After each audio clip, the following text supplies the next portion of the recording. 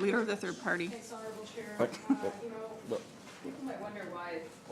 Sorry. Yeah. Okay.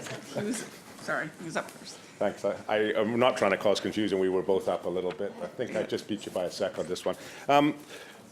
With respect to Section 33, I have a personal story I'd like to relate to the Minister. I'm not asking for tax advice. I'm recommending people go to the information that the Minister provided yesterday on the record, and that will be here. But I just give a sense of the intent, because this is an illustrative example.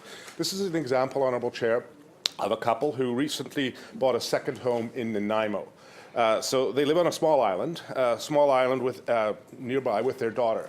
They spend several days a week at the Nanaimo property. They bought it so they could be closer to the hospital. They're elderly. The property is worth less than $400,000. It's $300,000 property.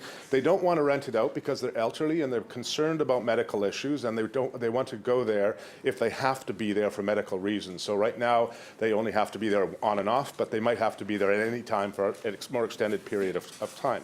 So I'm just asking if the Minister could please confirm to me that the couple is not covered by the medical exemption, yet they are covered by the fact that the property is $300,000, which is under the $400,000 exemption.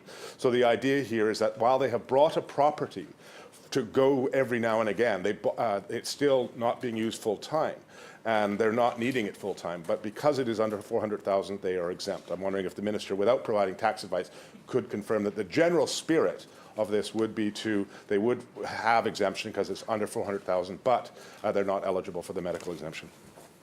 Minister. Thank you very much, Chair, and I appreciate it. I must have said it often enough to make sure that based on the information that the member provided and recognizing that the individual should make sure they get tax information from the tax people, yes, if it's less than $400,000, that will cover, and they will not pay the speculation tax. They wouldn't, as the member says, they wouldn't, from the information he's given, they wouldn't appear to be covered under the illness, but they would be covered under the $400,000.